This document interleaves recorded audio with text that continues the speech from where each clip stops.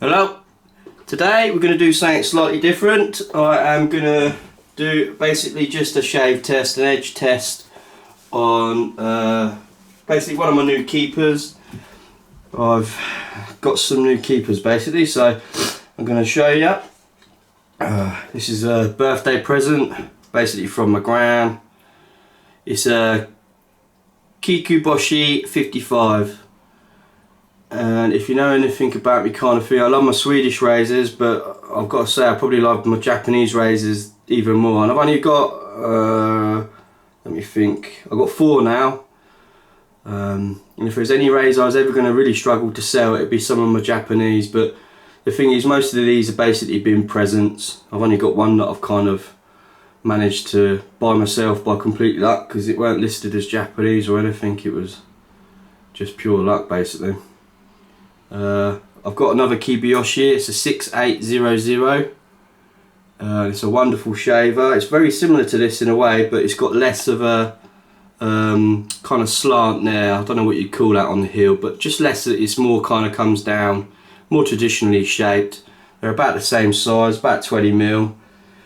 I've actually shaved with this one already, and it was basically a shave fail, not because of the blade, not because of the edge or anything. I was looking after my daughter and she decided to do a number 2 downstairs, so all of a sudden I was shaving and, well, all of a sudden I was getting the old, well, Dada, I've done a poo, basically, so I had to stop recording. It was quite funny at the time, but ruined my video. But hey ho, you know, you have kids. This is what happens. Oh, right, so I was going to show you my other Kikuboshi as well. This is a Theon Swedish steel 6800, and on the back it says Kikuboshi Razors Co. FT, I think it says. It's in a lovely condition as well. I paid a pretty penny for, well, both of these Kikuboshis actually, like, you know, it's basically paid top dollar for them kind of thing. But every now and then you've got to treat yourself, I feel, and when I do, I try and find something that I'm going to treasure for a lifetime.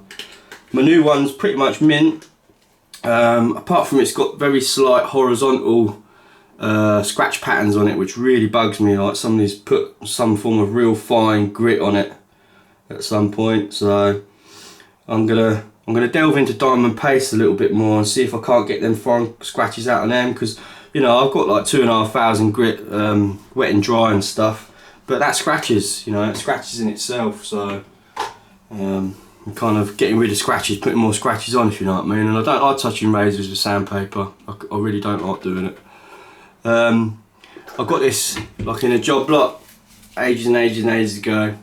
It's an old vintage shell strop, like the linen sides, got some nicks in it and, you know, this and that, but I've kind of like nearly restored, I think the leather head, it won't show up too great probably, but I've kind of nearly restored like the leather side. So what I'm going to do is I'm going to take these parts off, and take these parts off and renew them. And what I'm going to do when I renew it, I'm going to swap the linen side around so I get a nice fresh side. Obviously I'll put this through the wash as well to make sure it's got all the compound off of it. And also with the leather side as well, I might just try and sand it back a little bit more. But I don't know, it's got a lovely finish to it now. It's almost like velvet. It's a proper genuine shell horse, and I know it is because I'm a leather worker. And if you look into shell, they use the opposite side to what they normally use on, you know, like leather. So you've got like the skin side, and then you've got the side that would be the inside. So shell, like horse Cardovian, is actually the inside. And what they do is, for a process of sanding and pushing oils and whatnot into it, it comes out like a really, really fine sort of almost velvet like. It's got a tiny bit of a nap to it. So I might try, and it's interesting, like, because I've got a super fast Birdle strop that I made years ago that I've showed you in other videos, and this one's got quite a bit of like drag to it, whereas my normal one is super fast, like, you know, unless you kind of like rub it a bit beforehand. It slows it up a bit then, because you've got your oils coming out your hands on it, which I generally do most times. And so today as well, I've changed my little prep. So Mr. Graham Horcroft bought a razor from me I don't know, months ago, or whatever it was, a few weeks ago, a month ago, and we had a few conversations via sort of messaging and whatnot, and like he said about his prep. So he does like the whole like hot towel thing. I've done this a little bit already, but does the whole like hot towel thing, and then he rubs like what did he say, olive oil into his skin. Well, I've used coconut oil today because I've read into it, and it's as good as kind of thing. Obviously it's natural and it's not vegetable oil in terms of, you know, what you get, that horrible liquid in the bottles. So we're going to do that today and just have a whirl in it, like, we'll have a go. And what I've done with this razor as well, I've already shaved with it, and I don't know, I was a little bit unimpressed, but then after the shave I thought, well, I think it's maybe I thought too much about it beforehand, because you can do that, you see, you know, well I can especially, and I know others can. And then the next day, that's when I can really judge the shave, because I shave generally every other day on the whole. Sometimes I go into the 3, and if I'm really lazy, sometimes I go into 5th or whatever, but the next day I find is one of the best ways you can judge your razors, because then you really know kind of the level of consistency of your prickles and everything. Like, and so yesterday it was really good. Like it was really even all over, and I could tell I'd had a good shave basically. So again, I think I just kind of almost expected too much from a razor, when at the end of the day a razor's a razor, isn't it? You know, good steel, as long as it's got good steel. It's got some Japanese on the side, and one of it says handmade, and the other side says something along the lines of Kikuboshi special steel. And from the limited kind of research that I can do, because it's not that known brand, like it's well respected, I believe, Kikuboshi, very well respected from what I can believe, but I can't find too much about it. So basically I believe that steel is what they call the high carbon Japanese kind of steel. I think it was like Asab was one of them, but there was another, you know, obviously brands and stuff, so there was a few others I believe. But either, it's just beautiful. It sounds nice on the strop as well. Actually, I'll give it a quick whirl and see if it picks up. Like, I have to go a little bit slower with this strop because it's a little bit narrower than mine, so here we go, see if you can pick it up a bit. It's got like a wispy sing to it, I suppose, is one of the words I'd put to it. And every now and it does do like a proper kind of what people call sing. Like I said, I'm not that experienced with that strop, and I don't like going fast on strops generally anyway, because it's when accidents can happen. Let's just wet it up a little bit more again. Let's just give it a whirl basically.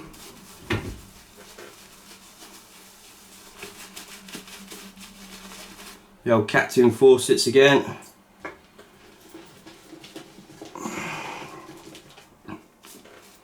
BLK12S synthetic Kent brush.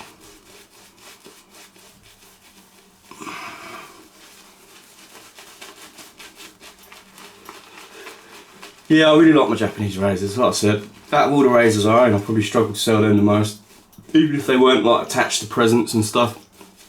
I don't know what it is. It's the level of craftsmanship, frankly, I think, and the steel. So like, I've said it before in my videos, but I'm a steel guy. Like, the reason I love razors and sharp things is because of steel. Like, basically, I do love my stones, but I'm not somebody that wants to hoard stones. So once I find a good stone, I generally stick with it.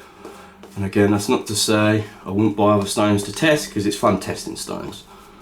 So, but yeah, I'm a steel guy. Like, yeah, I do like making scales as well. I must say, it's very enjoyable to me. Like the kind of like the artistic-y kind of side to them.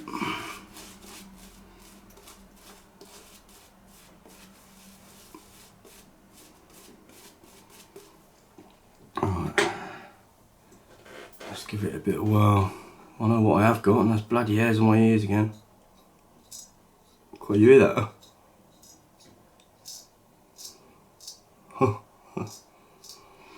Right.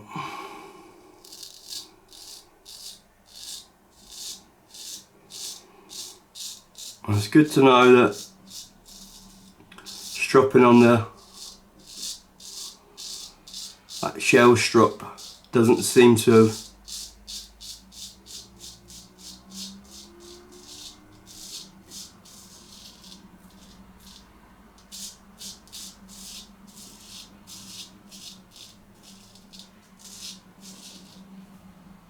damaged my edge at all, which is also always very, very important, especially when you get kind of like a vintage strop, because you have no idea of what's gone before with it, which is always a bit of a worry with me. But thing is, like, if you were going to make a true shell Cordovian strop now, especially like that's the strop that I've got there, that's kind of like 3-4 mil.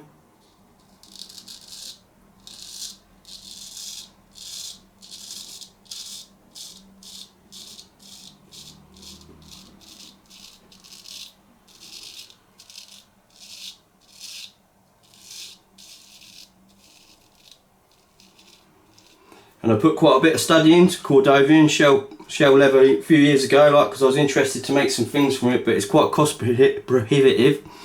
And also, basically, I could only find it up to 2 mil.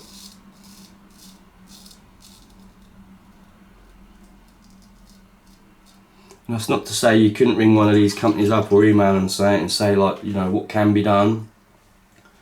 But generally, I think there's only sort of like 3 or 4 companies in the whole world now that actually make Cordovian.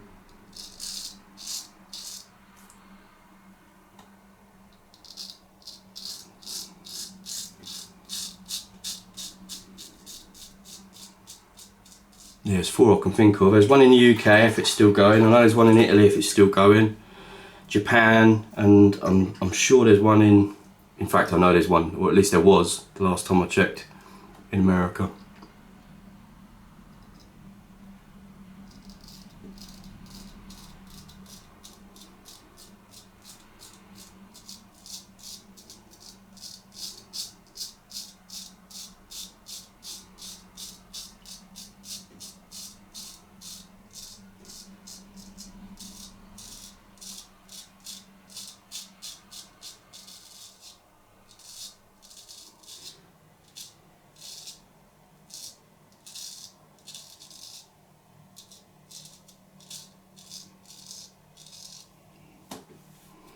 Yeah, it's good to know that I ain't damaged the edge on the strop though, because it's definitely shaving as well as it did the first time I shaved it.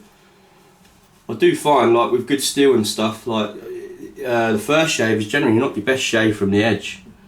Like, if you're good with stropping and stuff, you'll get like a good few better shaves out of it as it goes along, and then obviously it starts deteriorating after a while, and then you can go to whatever system you've got in place, whether it's back on the stones or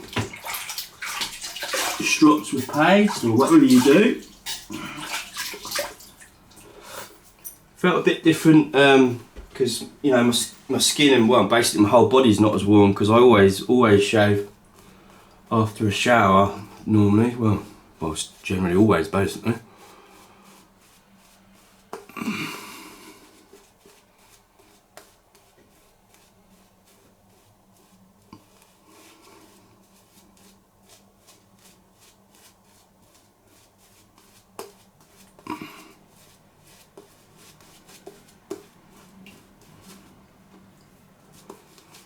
So my shoulders playing me up a little bit today.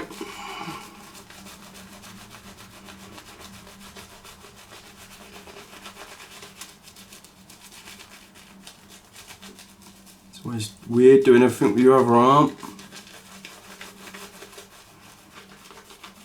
Almost feels like it's not attached to me properly. There we go, it's coming out.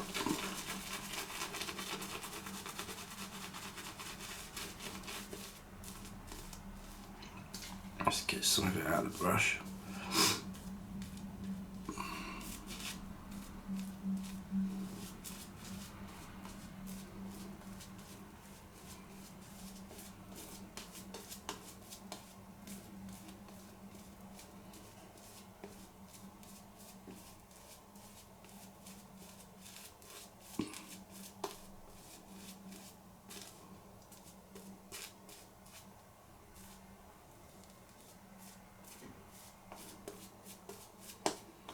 painted. It's a bit different going on, you see, as well, because I've changed my routine. Mix it up a little bit, eh? Mix it up a little bit. Dare say I've totally not done it nowhere near as good as old Mr. Hawcroft, who's very much more experienced than me.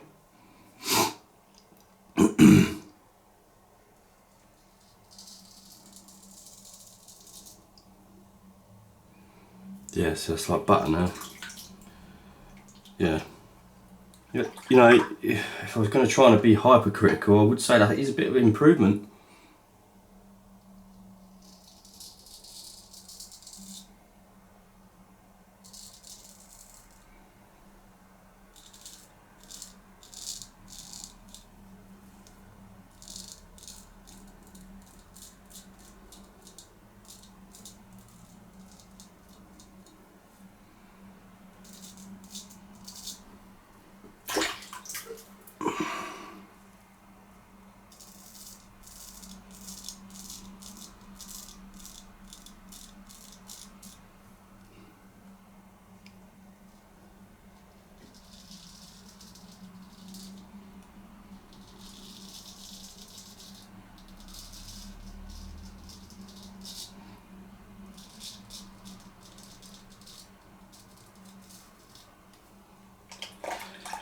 So I'm excited to shave with my other Japanese razor, but I'll keep it a little bit under wraps.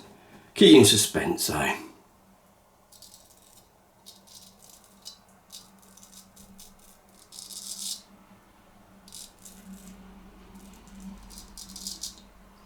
I've also got my lava catchers, a couple more that I'm going to shave within the next week, because I want to get them gone and decide what one I'm going to keep, basically. So I've got another 2 different ones to try out, and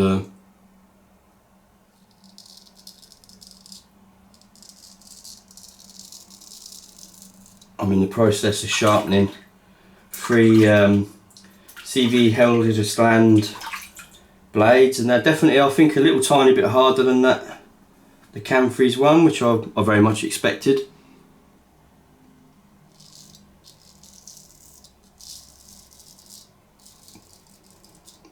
I actually come across an advert the other day for, well, not so much an advert, but one of the blades in the box, one of the CV blades, and it did say on it like extra special steel. So again, that kind of proves that they were probably a little bit harder.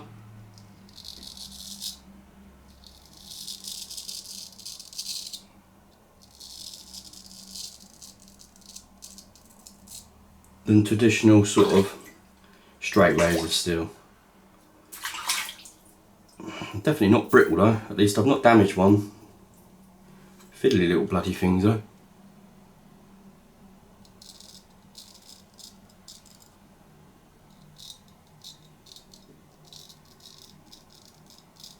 That's exceptionally sharp.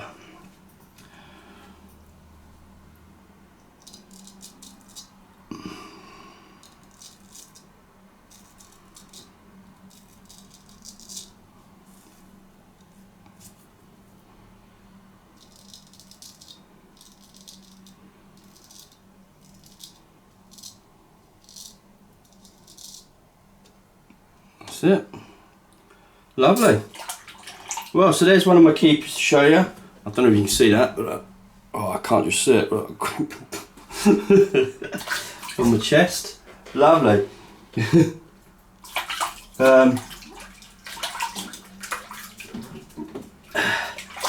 Whether you'll see it again, I don't know. You might do. I'm probably going to put new scales on it. I think these are the original ones. Like, looking at the peening, I'd say they are, because again, like, Japanese had their own way of doing their peening and stuff, and to me that definitely kind of looks like Japanese sort of peening. And it's also got this little there we go, a little tiny bit, can you see it?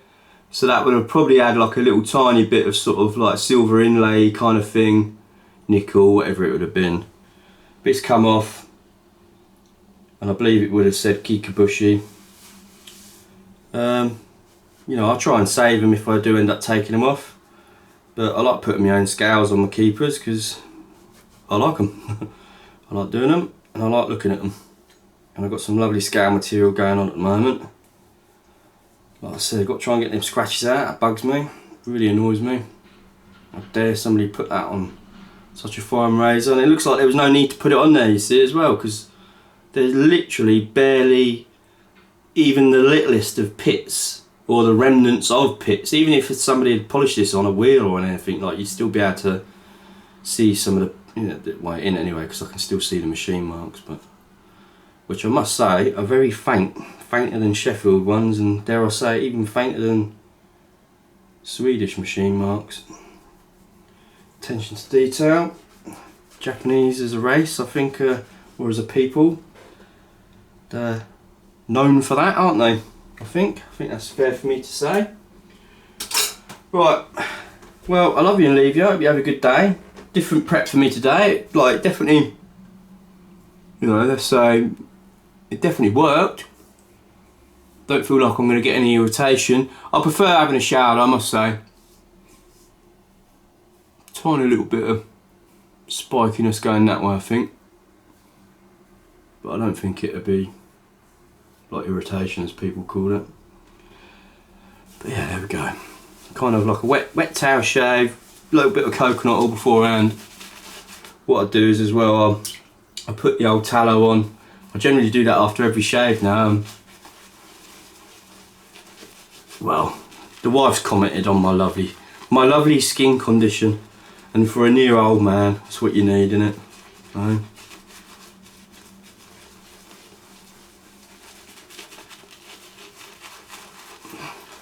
right, that's it. Clean up.